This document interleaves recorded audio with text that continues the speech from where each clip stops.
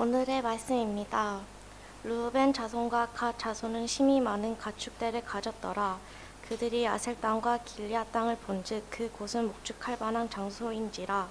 갓 자손과 르우벤 자손이 와서 모세와 제사장 엘르아살과 회중 지휘관들에게 말하여 이르되 아다롯과 디본과 야셀과 니므라와 헤스본과 에르알레와 스밤과 느보와 부온 곧 여호와께서 이스라엘 회중 앞에서 쳐서 멸하신 땅을 목축할 만한 장소요 당신의 종들에게 가축이 있나이다. 또 이르되 우리가 만일 당신에게 은혜를 입었으면 이 땅을 당신의 종들에게 그들의 소유로 주시고 우리에게 요단강을 건너지 않게 하소서.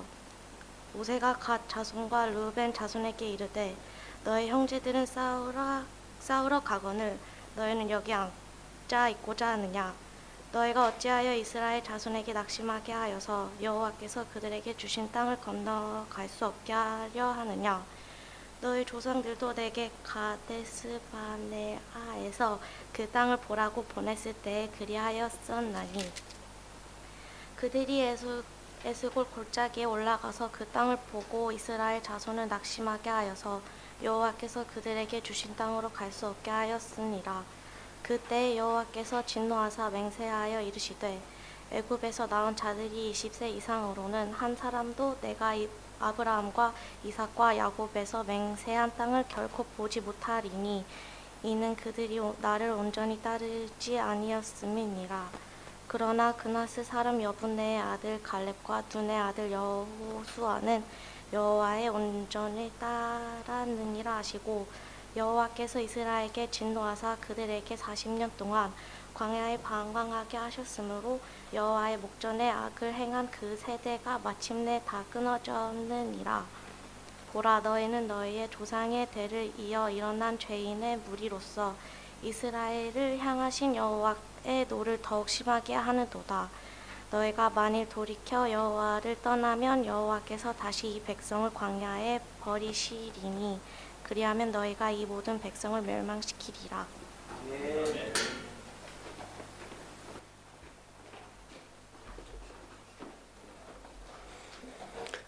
오늘 말씀의 제목은 주보를 보시면 알겠지만 한자어로 소탐대실이라고 제가 적어놨습니다. 혹시 소탐대실이라는 단어를 우리 학생들이나 우리 청년들이 혹시 모를 수 있겠습니다. 그러나 제가 이해를 도울까 싶어서 영어를 한번 찾아보았습니다. 소탐대실이라는 말이 영어로 뭘까 찾아봤더니 이런 단어가 나오더라고요. 맞는지 모르겠습니다.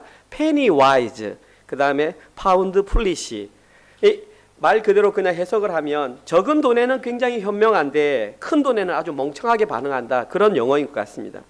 소탐대실이라는 한자어를 그대로 풀어서 하면 아주 작은 것을 욕심내다가 큰 것을 잃게 된다, 그런 뜻이 소탐대실.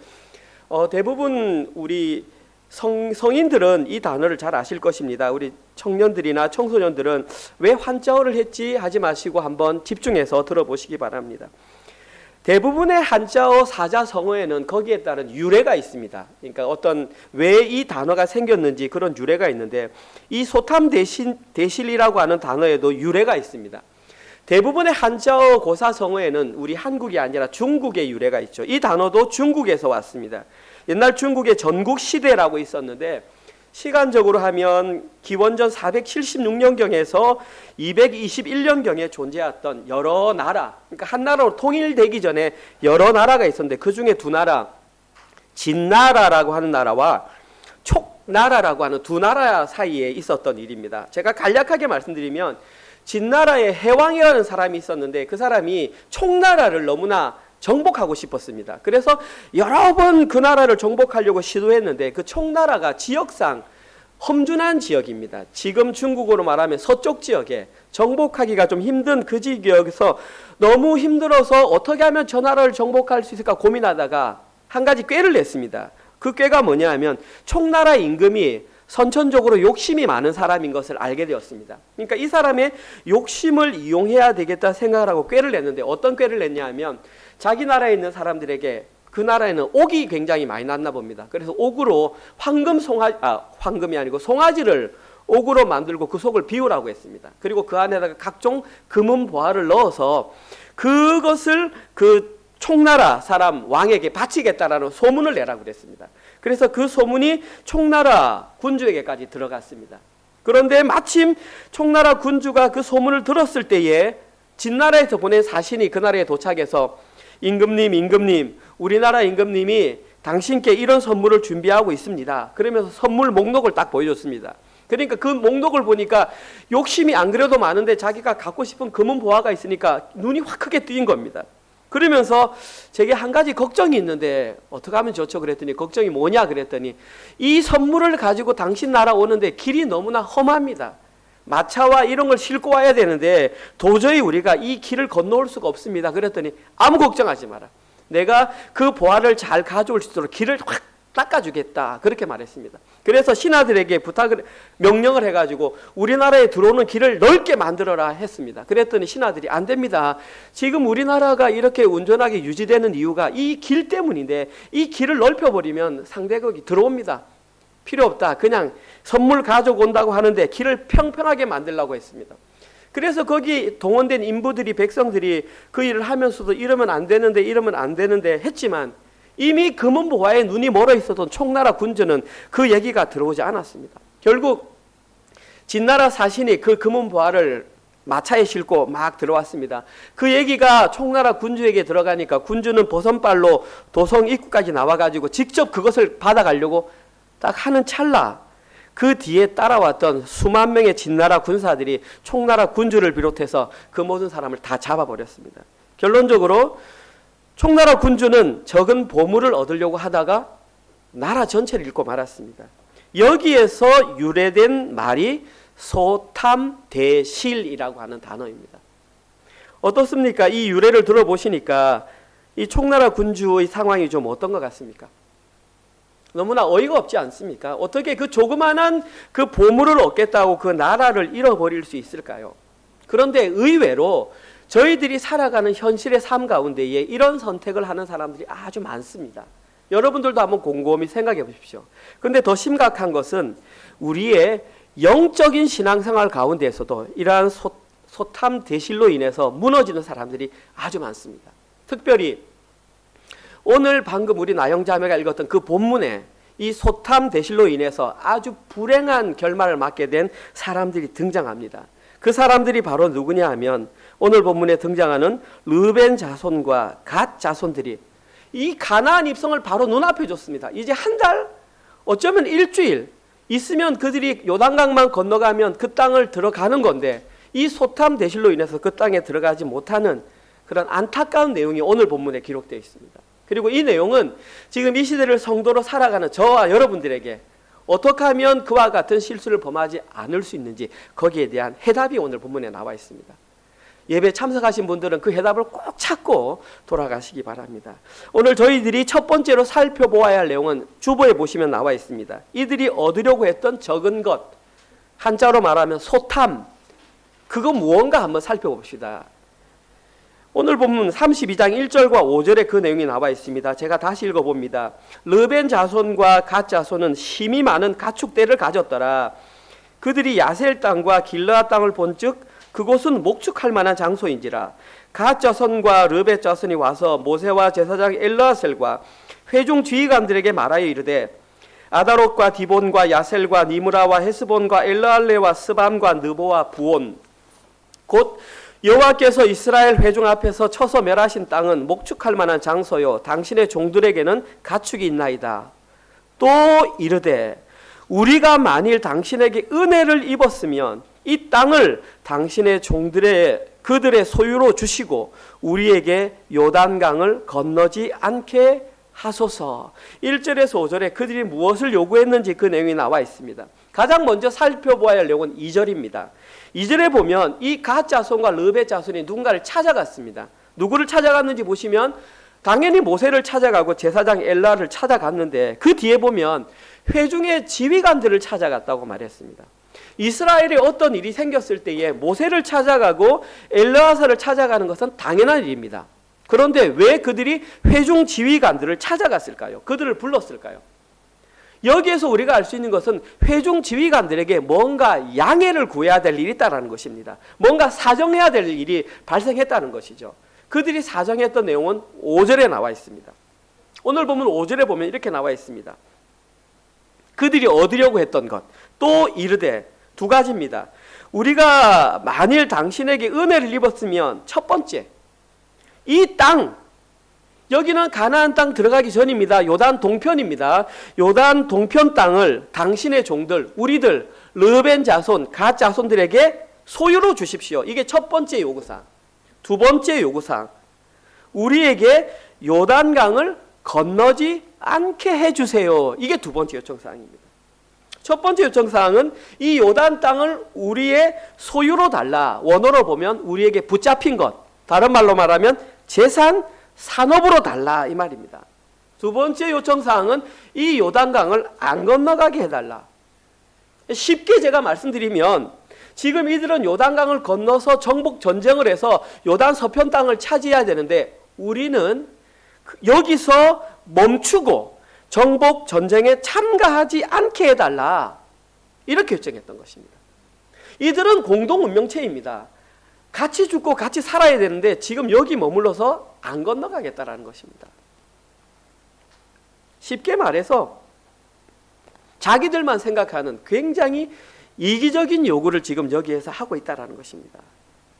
왜 이들이 이러한 이기적인 요구를 할까요? 일단 보십시오. 누가 요청했는지. 이들은 르벤 지파와 갓 지파입니다. 한 지파가 빠져 있죠. 지금까지는 세 지파가 같이 나왔었거든요. 기억 못하시는 거예요. 고라와 함께 남쪽 진영에 머물면서 반란과 탐욕을 일으켰던 지파가 고라와 함께 참여했던 르벤 지파, 시므온 지파, 갓 지파입니다. 지금 이 지파가 바로 그 지파입니다. 그런데 왜 시므온 지파가 빠졌을까요?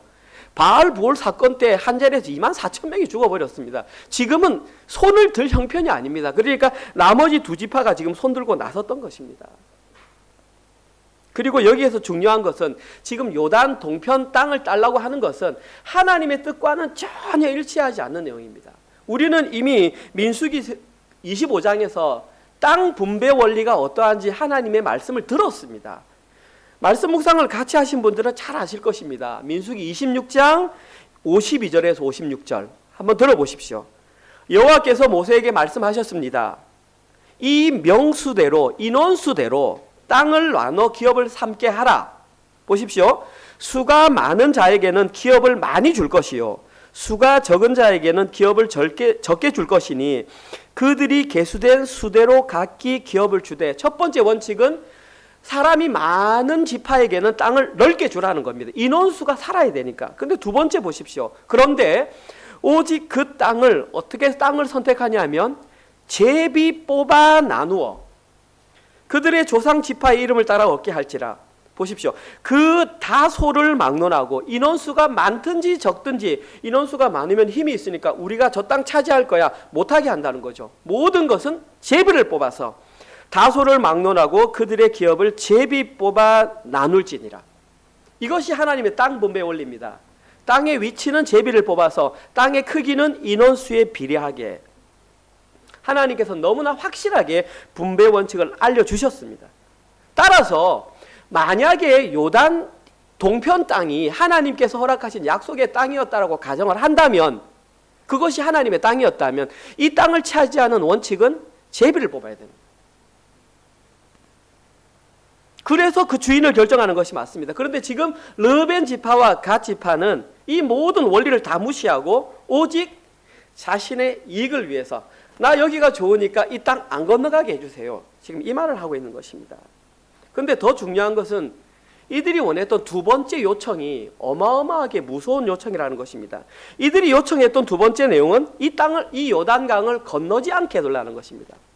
그런데 사랑하는 성도 여러분, 예수 믿는 사람이 요단강을 건너간다라고 하는 것은 단순히 물리적으로 어떤 물가를 지나가는 그런 상황을 말하는 것이 아닙니다. 성경에서 말하는 요단강을 건넌다라는 말은 죽음에 동참하여 언약의 백성이 되는 것을 의미합니다. 영적으로. 죽음의 요단강을 건너간다라고 하는 것은 물속에 빠진다는 것을 의미합니다. 그럼 내가 죽고 다시 살아나서 새 땅에 들어간다라는 하나님의 백성이 된다는 것을 말합니다. 쉽게 말하면 이 시대에 예수님과 함께 세례를 받아서 물에 빠져 죽은 후에 다시 거듭나는 것이 요단강을 건너는 것입니다. 그런데 지금 이들은 그 내용을 전혀 모릅니다. 그냥 단순히 눈에 보이는 물리적인 현상으로 내가 하기 싫은 것, 그것을 지금 요청하는 것입니다. 한마디로 말해서 영적인 어린 아이들의 모습입니다. 왜 이들이 이런 요청을 하게 되었을까요? 그 원인을 알아야 저희들이 그 일을 반복하지 않을 거 아닙니까? 이들이 요청했던 이유는 두 가지입니다. 그 내용은 1절에 나와 있습니다. 오늘 보면 1절에 보시면 르벤 자손과 갓 자손은 심히 많은 가축대를 가졌더라. 그들이 야셀 땅과 길르앗 땅을 본즉 그곳은 목축할 만한 장소인지라. 첫 번째 이유는 그들에게 심히 많은 가축대가 있었기 때문입니다. 심히 많은 가축대가 있는 게 나쁜 건가요? 저는 그렇게 생각하지 않습니다. 심히 많은 가축대 갖는 것 저는 좋다고 생각합니다. 여러분 열심히 일해서 정말 돈 많이 버십시오.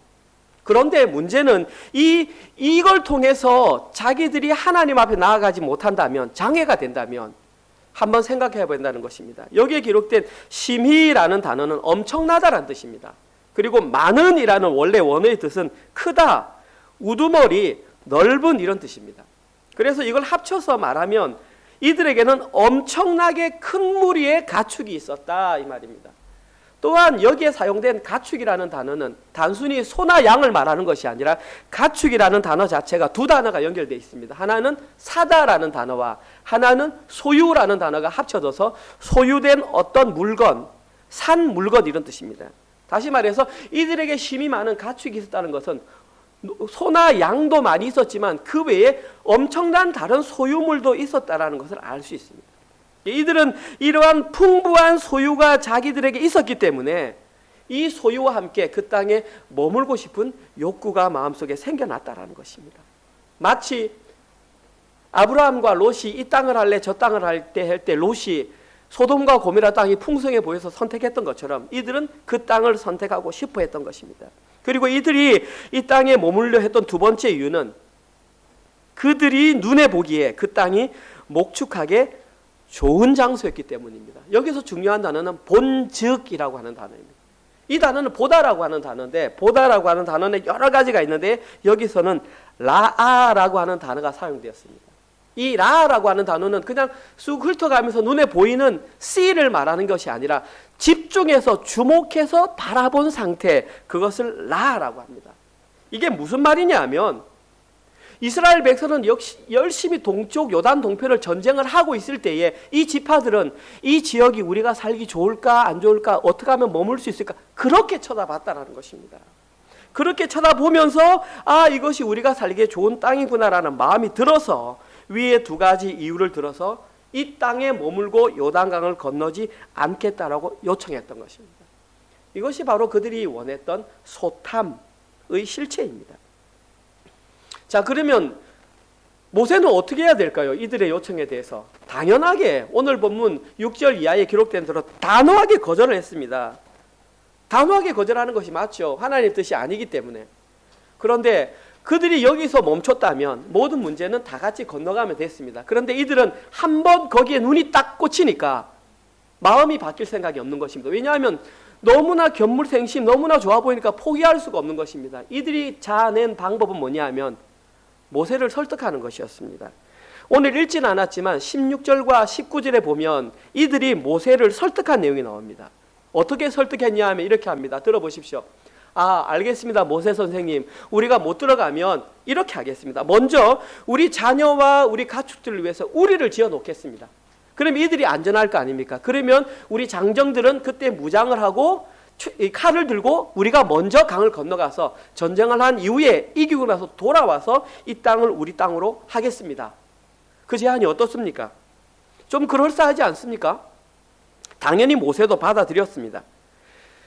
근데 저는 개인적으로 좀 의아한 부분이 이 부분입니다. 성경 어디에도 요단 동편이 하나님께서 허락하셨던 약속의 땅이라는 분명한 언질이 없음에도 불구하고 왜 모세는 그 땅을 그들에게 주었는지 사실 저는 개인적으로 이해는 못합니다. 그런데 성경학자들은 그렇게 적어놨더라고요. 만약에 여기서 모세가 안 돼라고 했다면 국가는 분열됐을 것이다. 이 두 지파는 끝까지 남았을 것이다. 그걸 막기 위해서 아마 모세는 허락했지 않았을까. 또 다른 성경학자는 모세가 보기에도 그 요단 동편 땅이 버리기에는 아까운 땅이었다.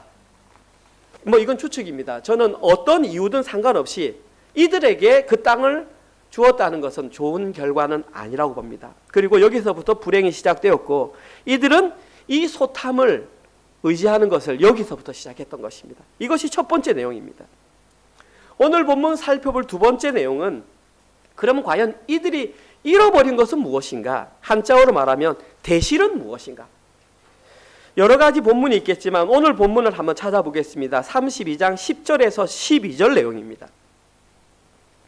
그때에 여호와께서 진노하사 맹세하여 이르시되 애굽에서 나온 자들이 20세 이상으로는 한 사람도 내가 아브라함과 이삭과 야곱에게 맹세한 땅을 결코 보지 못하리니 이는 그들이 나를 온전히 따르지 아니하였음이니라. 그러나 그나스 사람 여분네 아들 갈렙과 눈의 아들 요수아는 여호와를 온전히 따랐느니라 하시고, 여기 10절에 기록된 그때라고 하는 단어는 40년 전을 말합니다. 40년 전에 모세가 12정탐꾼을 이 땅에 보냈습니다. 그런데 40일 동안 그 땅을 정탐하고 왔던 정탐꾼들이 돌아와서 부정적인 보고를 했을 경우에 이스라엘 백성들이 거기 동요돼 가지고 우리 이제 어떡하나, 한 사람의 지도자를 세워서 애굽으로 돌아가자라고 말했던 그때를 말합니다. 그때 하나님께서 진노하셔서 뭐라고 했냐면 너희들 가운데에 20세 이상은 아무도 그 땅에 못 들어간다. 여기서 중요한 것은 그 땅이 어디냐면 바로 아브라함과 이삭과 야곱에게 맹세한 땅이라는 것입니다. 여기서 중요한 단어는 맹세한 땅. 이 맹세한 땅은 아무나 들어갈 수 없습니다. 오직 영적인 눈이 뜨인 요수아와 갈렙만 들어갈 수 있었습니다. 실제로 12명의 정탐꾼들은 40일 동안 그 땅에 자기들의 발을 통해서 머물러 있었습니다. 40일 동안 그곳에 머물고 있으면서도 그들은 그곳이 맹세한 땅인 줄 몰랐다는 것입니다. 다시 말해서 이 맹세한 땅은 육신적으로 자기가 그 땅에 머물고 있다고 해서 깨닫는 것이 아닙니다. 하나님의 임재가 있는 곳이라고 해서 몸이 그곳에 와 있다고 해서 저절로 모든 것이 와 있는 것은 아니라는 사실입니다. 맹세한 땅은 오직 영적인 눈이 뜨인 사람이 영적인 눈으로만 볼 수 있습니다. 그러면 이 맹세의 땅은 언제 시작되었느냐? 창세기 15장 7절에서 18절입니다. 좀 긴 내용입니다. 그래서 제가 혼자 읽기보다는 여러분과 함께 한번 읽었으면 좋겠습니다. 여러분들 화면을 보시면서 제가 한 절 읽고 여러분 한 절 읽고 한번 교독했으면 좋겠습니다. 제가 먼저 읽습니다. 또 그에게 이르시되 나는 이 땅을 내게 주어 소유를 삼게 하려고 너를 갈대아인의 우르에서 이끌어낸 여호와이니라.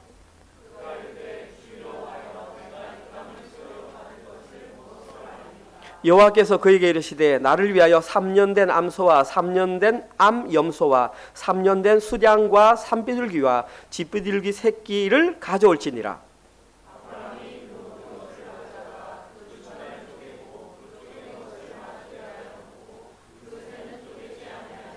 솔개가 그 사체 위에 내릴 때에는 아브라함이 쫓았더라.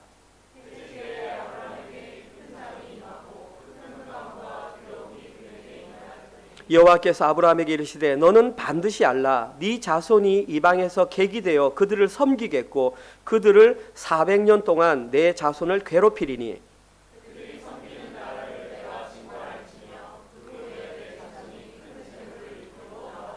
너는 장수하다가 평안히 조상에게로 돌아가 장사될 것이요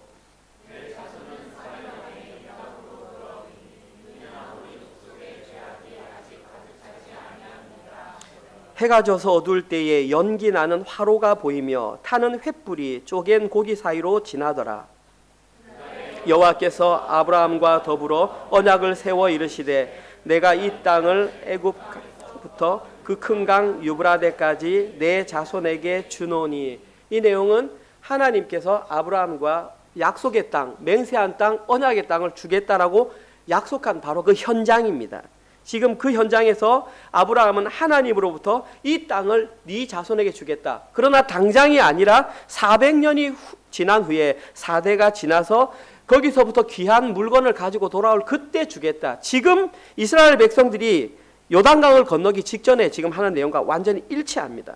이때에 아브라함이 물었습니다. 하나님, 제가 사실은 잘 확인을 못 하겠습니다. 저에게 보여주실 수 있겠습니까? 알았어, 내가 보여줄게 라고 하면서 지금 오늘 읽었던 내용은 하나님과 아브라함이 언약식을 맺는 내용입니다. 다시 말해서 약속을 맺는 것입니다. 우리가 지금 약속을 할 때에는 우리는 서류를 가져다가 사인을 하면 약속이 됩니다. 그런데 그 당시에는 그런 서류 작업이 없었기 때문에 그냥 눈으로 보는 것으로 약속을 했습니다. 그때 약속을 하는 것이 뭐냐 하면 짐승을 가져다가 짐승의 배를 가릅니다. 그리고 한쪽과 한쪽에 길을 두고 이렇게 해서 두 당사자가 손을 잡고 그 길을 잡고 걸어가면 우리는 약속을 한 것이다, 이렇게 됩니다. 그리고 만약에 두 사람 가운데에 한 사람이든지 그 약속을 제대로 이행하지 못하면 이 쪼갠 고기처럼 당신도 쪼개진다, 이 말입니다. 다시 말해서 반드시 그것을 지키려면 이런 경우를 당하지 않아야 된다, 이것을 보여주셨습니다. 하나님은 지금 아브라함에게 그 일을 하라고 했습니다. 그리고 아브라함은 실제로 지금 짐승을 잘라놓고 기다렸습니다. 그런데 해가 질 즈음에 아브라함이 하나님을 기다리다가 졸음이 와서 잠시 잠을 잤습니다. 그때에 하나님께서 갑자기 오늘 본문에 보면 이런 모습으로 나와 있습니다. 연기 나는 화로가 보이고 타는 횃불이, 그러니까 하나님의 모습이 나타났는데 오늘 성경에는 연기 나는 화로가 보이고 타는 횃불로 보인다. 장차 이것이 뭘로 나타났습니까? 출애굽할 때 광야에서 구름 기둥과 불 기둥으로 나타났습니다. 구름 기둥과 불 기둥으로 나타난 사람은 저는 성경할 때 그분이 예수 그리스도의 현현이라고 여러분께 말씀드렸습니다. 다시 말해서 오늘 본문에도 예수 그리스도께서 연기 나는 화로와 타는 횃불 모양으로 고기 사이를 혼자서 지나가셨습니다. 원래 약속은 두 사람이 손잡고 지나가야 된다고 그랬는데 아브라함은 졸개하고 하나님께서 혼자 지나가셨다는 것입니다. 이 말은 내가 지키겠다는 것입니다. 이것이 은혜의 원리입니다. 우리의 구원은 결코 우리의 어떤 선행도 손톱만큼도 들어갈 수 없습니다. 뿐만 아니라 여기에서 예수님께서 혼자 타는 불이 되어서 지나갔다는 것은 영적으로 십자가 위에서 죽음을 당하셔서 구원을 이루신 예수님의 복음이 선포되는 것입니다. 이것이 왜 중요하냐면 많은 사람들이 이렇게 생각합니다. 하나님께서 아담과 하와를 선하게 창조하셨다. 그런데 죄가 들어왔다. 그들이 하나님과 멀어진 관계가 되었다. 하나님께서는 그 관계를 수습하기 위해서 예수를 보내셨고 예수님께서 그 일을 완성하셨다. 잘못된 것입니다. 하나님께서는 창세 전에 이미 누구를 보내셔서 어떻게 구원하실지 이미 섭리하셨단 말입니다. 여기서 그것을 드러내고 있잖아요. 지금 이 상황 가운데 이미 예수 그리스도의 십자가 복음이 선포되고 있는 것입니다. 결코 하나님은 어떤 즉흥적으로 대처하기 위해서 예수가 이 땅 가운데 온 것이 아니라는 사실을 여기서부터 우리에게 말씀하십니다. 구원의 완성은 이미 아브라함과 하나님과의 언약에서부터 완성되었다는 사실입니다. 오늘 본문에서 이 땅에 머물게 해주세요라고 외쳤던 르벤 지파와 갓 지파는 이 원리를 몰랐던 것입니다. 그들은 단순히 눈에 보이는 것에 의해서만 그냥 원하는 견물생심이죠. 그러니까 하나님의 언약이고 뭐고 나는 지금 이 땅에 머물고 싶다라는, 그들이 이런 것은 하나님의 언약이고 하나님의 임재고 그들은 구원과 영생을 상실했다는 것입니다. 아무리 구원과 영생이 내 가까이 있어도 그 가치를 모르면 버리게 되어 있는 것이 이 땅의 현실입니다. 그러면 어떻게 이렇게 하나님의 언약을 가볍게 여긴 르벤 지파와 갓 지파의 결론이 어땠을까요? 좋을 수가 없었겠죠. 성경에는 이렇게 기록합니다. 역대상 5장 25절과 26절입니다. 그들이 르벤 지파와 갓 지파, 그들의 조상들이 하나님께 범죄하여 하나님이 그들 앞에서 멸하신 그 땅 백성의 신들을 간음하듯 섬긴지라. 그러므로 이스라엘 하나님이 아수르 왕 불의 마음을 일으키시며 아수르 왕 디글랏 빌레셋, 같은 사람입니다. 불과 아수르 왕 디글랏 빌레셋, 실제로 존재했던 사람이고 의 마음을 일으키심에 곧 르벤과 갓과 한 지파가 더 나오죠. 므낫세 반지파, 오늘 본문에 나옵니다. 반지파를 사로잡아 할라와 하볼과 하라와 고산 강가에 옮긴지라. 그들이 오늘까지 거기에 있으니라. 이것이 바로 소탐을 선택한 사람들의 결말입니다. 실제로 이 역사는 BC 733년에 그대로 실현되었습니다. 물론 이 일이 실현되기 전부터 그들은 계속해서 그 지방에 있는 이방신들을 섬겼습니다. 역대기 기자는 이들의 모습을 이방신을 간음하듯 섬겼다, 그렇게 말했습니다. 여기에 기록된 간음하듯 섬겼다를 다른 말로 표현하면 하나님을 의지하지 않았다. 그렇게 설명할 수 있습니다. 어쩌면 눈에 보이는 풍요를 따르다가 하나님의 언약을 놓쳐버린 자들의 결말은 우상 숭배로 끝나는 것은 너무나 자연스러운 현상입니다. 그리고 하나님께서는 우상 숭배로 더럽혀진 그 땅을 아수르 왕 불이라고 하는 사람의 손을 통해서 처참하게 심판을 행하셨습니다. 이 시간 이후로 르우벤 지파와 갓 지파, 므낫세 반 지파에는 성경에 이름이 나오지 않습니다. 그 어디에도 등장하지 않습니다. 이것이 바로 소탐을 찾은 사람들의 불행한 결말입니다. 저희들이 이러한 길을 걷지 않기 위해서는 오늘 설교를 마무리하기 전에 우리는 현실적으로 어떠한 삶을 살아야 하는지 한번 살펴보고 오늘 설교를 마치겠습니다. 우리가 이와 같은 실수를 범하지 않기 위해서 행할 수 있는 첫 번째 대안, 저희들은 눈에 보이는 것으로 판단하는 것을 주의해야 합니다. 오늘 본문에서 르우벤 지파와 갓 지파는 오직 눈에 보기에 좋은 것을 따라 판단하다가 진짜 중요한 것을 놓쳐버리고 말았습니다.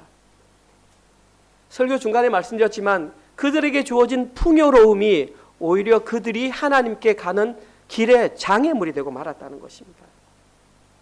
이들이 잃어버린 것은 당연히 그냥 눈에 보이는 어떤 것이 아니라 이들이 잃어버린 것은 바로 하나님의 언약이었습니다.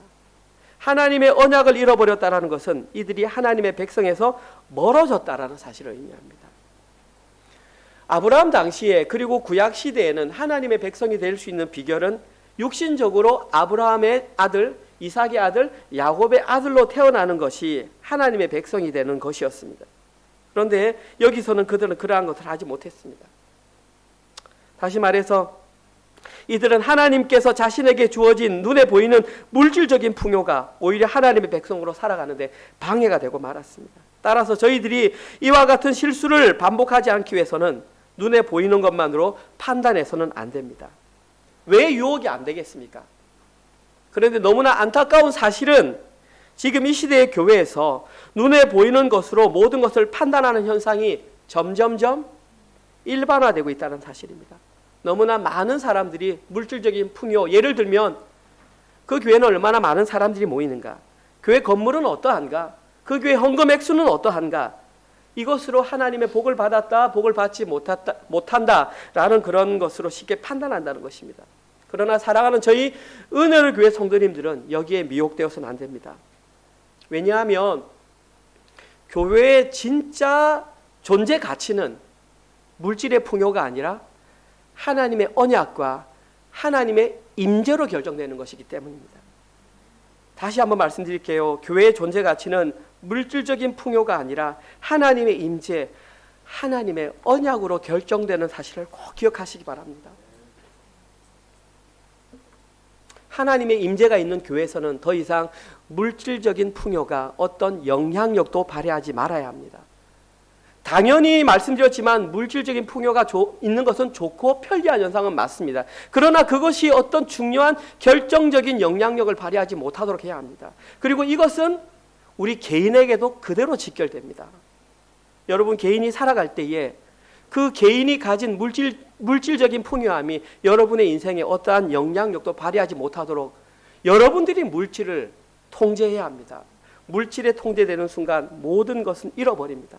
사도 바울은 이렇게 말을 했습니다. 빌립보서 4장 11절, 12절, 13절에서 이렇게 말을 했습니다. 내가 궁핍함으로 말하는 것이 아니니라 어떠한 형편에든지 나는 자족하기를 배웠나니 나는 비천에 처할 줄도 알고 풍부에 처할 줄도 알아 모든 일 곧 배부름과 배고픔과 풍부와 궁핍에도 처할 줄 아는 일체의 비결을 배웠노라. 13절 내게 능력 주시는 자 안에서 내가 모든 것을 할 수 있느니라. 아멘. 이것이 바로 물질적인 풍요를 다스리는, 다시 말해서 자족하는 삶을 사는 자의 삶의 표현인 것입니다. 사도 바울은 바로 현실의 삶을 통해서 이러한 삶을 살았습니다. 두 번째 저희들이 붙잡아야 하는 것은 오직 하나님의 언약만을 붙들고 살아야 한다는 것입니다. 하나님의 언약을 붙들고 살아간다는 것은 다른 표현으로 한다면 이 땅에서 하나님의 백성으로 살아간다는 것을 의미합니다. 제가 아까 서두에 말씀드렸듯이 구약시대에 하나님의 백성이 될 수 있는 방법은 육신적으로 아브라함의 후손, 이삭의 후손, 야곱의 후손으로 태어나는 것이라고 말했습니다. 그리고 이들에게는 한 가지 증표로 할례를 받는 것을 그들의 증거로 제시했습니다. 그러나 예수님께서 이 땅에 오셔서 십자가에 달려 돌아가신 이후에 그리고 부활 승천하셔서 그 모든 기준은 다 변해버렸습니다. 그리고 여기에 대한 표시는 세례를 받았느냐 세례를 받지 않았느냐, 다시 말해서 예수 그리스도와 함께 죽었느냐 죽지 않았느냐로 결정이 된다라는 것입니다. 이제는 더 이상 육적인 아브라함의 자녀가 하나님의 백성이 아니라 십자가 복음을 믿고 예수님의 제자로 살아가는 모든 사람들이 하나님의 백성이 되었다는 것입니다. 사도 바울은 로마서 10장 12절 13절에서 이렇게 선포했습니다. 12절, 유대인이나 헬라인이나 차별이 없음이라 한 분이신 주께서 모든 사람의 주가 되사 그를 부르는 모든 사람에게 부여하시도다. 13절, 그 유명한 누구든지 주의 이름을 부르는 자는 구원을 받으리라. 이것이 바로 변하는 것입니다. 그리고 십자가 복음을 통해 하나님의 백성이 된 자들에게는 반드시 이런 증거가 나타난다고 했습니다. 그 증거는 야고보 사도가 말했던 야고보서 2장 17절 말씀 함께 읽어보겠습니다. 시작. 이와 같이 행함이 없는 믿음은 그 자체가 죽은 것이니라. 야고보 사도는 행함이 없는 믿음은 죽은 믿음이라고 했습니다. 반대로 얘기하면 하나님의 백성이라고 하는 자들에게는 반드시 행함이 있는 믿음이 증거로 나타나게 된다. 이들이 하나님의 백성이라고 성경에 분명하게 말했습니다. 여기에서 말하는 행함이 뭘까요? 많은 사람들은 듣는 순간 어떤 도덕적으로 윤리적으로 잘 살아내는 것을 행함이라고 생각하는데 성경에는 그렇게 기록하지 않고 있습니다. 여기서 말하는 행함은 자기 부인입니다. 따라서 하나님 나라의 백성은 반드시 자기 부인이 있는 믿음을 드러내야만 합니다. 자기 부인이 있는 믿음을 드러낼 때에 물질의 주인이 하나님이고 시간의 주인이 하나님임을 인정하게 되는 것입니다. 오늘 본문에서 르벤 지파와 갓 지파는 사람들의 눈에 보이기에 믿음의 모양은 갖추었으나 그들은 자기 부인이 있는 행함이 있는 믿음을 보이지 못했다는 사실입니다. 목사님이 그걸 어떻게 아세요? 하나님께서 우리에게 증거로 보여주신 것이 그들은 요단 강을 건너지 못했습니다. 그들은 요단 동편에 머물면서 이것은 죽지 않았다는 것을 의미합니다. 하나님의 백성은 반드시 자기 부인이라는 요단강을 건넌 후에 약속의 땅으로 가서 그 약속의 땅에서 예수 그리스도의 다스림을 받는 그것이 바로 이 땅 가운데 임한 하나님 나라를 사는 것입니다. 오늘 설교를 마무리하겠습니다. 오늘 본문에 등장하는 르벤 자손과 갓 지파 사람들은 소탐 대실로 인해 하나님의 언약을 잃어버리고 말았습니다. 이것은 참으로 안타까운 현실이 아닐 수 없습니다. 더 안타까운 것은 이러한 현실이 지금 이 시대의 교회에서도 너무나 자주 발생하고 있다는 것입니다.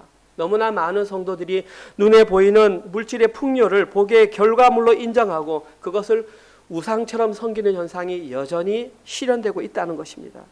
그러나 하나님의 교회에서 진짜 필요한 것은 물질적인 풍요가 아니라 하나님의 임재와 하나님의 언약, 하나님의 다스림을 기억해야 합니다. 뿐만 아니라 이것은 우리 각자 개인에게도 동일하게 적용되는 것을 우리는 기억해야 합니다. 따라서 살아가는 저희 은혜로 성도님들은 이러한 삶을 살아가기 위해서 두 가지를 기억해야 합니다. 요약합니다. 첫 번째, 눈에 보이는 것에 미혹되지 않도록 날마다 말씀 가운데 머무시기를 축원드립니다. 아멘. 두 번째, 어떤 경우에도 하나님의 언약, 십자가 복음의 길을 선택하시는 여러분 되시기를 주님의 이름으로 축원드립니다. 아멘. 그래야만 이 땅에 임한 하나님 나라를 살 수 있고 우리의 목숨이 끝났을 때에 하나님이 계신 그곳에서 영원히 하나님의 다스림을 받으며 살아갈 수 있는 것입니다. 이것이 바로 우리가 이 땅 가운데서 살아가야 할 진정한 믿음의 모습입니다. 그리고 그들에게서 나타나는 것 한 가지, 행함이 있는 믿음, 자기 부인이 있는 그 믿음을 우리는 보여줘야 하는 것입니다. 이제는 저희들이 현실의 삶을 통해서 그 제자의 삶, 자기를 부인하고 자기 십자가를 지는 삶을 살아내야 합니다. 그래야만 저희들도 현실의 삶에서 소탐 대실의 실수를 범하지 않을 수 있는 것입니다. 이번 한 주간 그 길을 걸어가시는 여러분들 되시기를 주님의 이름으로 축원드립니다. 아멘. 하나님, 이 땅의 현실을 살아가면서 소탐 대실하지 않는 성도가 되게 하여 주시옵소서. 하나님, 눈에 보이는 것으로 판단하는 실수를 범하지 말게 하시고 그 모든 상황 가운데에 오직 하나님께서 허락하신 그 언약의 말씀 십자가 복음으로 판단하며 선택하는 저희들 되게 하여 주시옵소서. 그리하여서 이 땅을 살아가다가 우리가 넘어가기 힘든 시험을 만날 때에 그 모든 시험을 하나님의 말씀으로 잘 극복해내는 저희들 되게 하여 주시옵소서. 자라나는 우리의 자녀들과 우리의 청소년들이 특별히 하나님 아버지 효율성의 논리에 사로잡히지 않도록 주님 은혜를 베풀어 주시옵소서. 모든 상황 가운데에 은혜의 논리로 선택하며 우리가 살아있는 모든 순간이 하나님의 은혜의 결과임을 인정하며 살아가는 저희들 되게 하여 주시옵소서. 그러한 마음으로 열심히 일주일 동안 일해서 벌었던 저희들의 물질을 하나님께 11조와 감사헌금과 주정헌금과 각종 헌금으로 올려드렸습니다. 이 헌금이 사용될 때마다 오직 하나님의 영광이 드러나게 하시고 이 헌금을 집행하는 우리 재직들에게 은혜를 부어주시사 날마다 하나님을 두려워하는 마음으로 주의 헌금을 사용할 수 있도록 주님 은혜를 허락하여 주시옵소서. 이제는 우리 주 예수 그리스도의 은혜와 하나님의 사랑하심과 성령님의 위로 교통 감화 깨닫게 하심이 세상이 걸어가는 소탐 대실의 길을 버리고 오직 하나님 한 분만을 의지하여 자기 부인의 길, 자기 십자가를 지는 길로 걸어가기로 결단하는 사랑하는 은혜로 교회 모든 성도들 머리 위에와 지금 이 시간에도 세계 곳곳에 흩어져서 주의 복음을 증거하시는 사랑하는 선교사님들과 그들의 사역과 그들의 자녀들 머리 위에 지금부터 영원토록 함께 있을지어다. 아멘.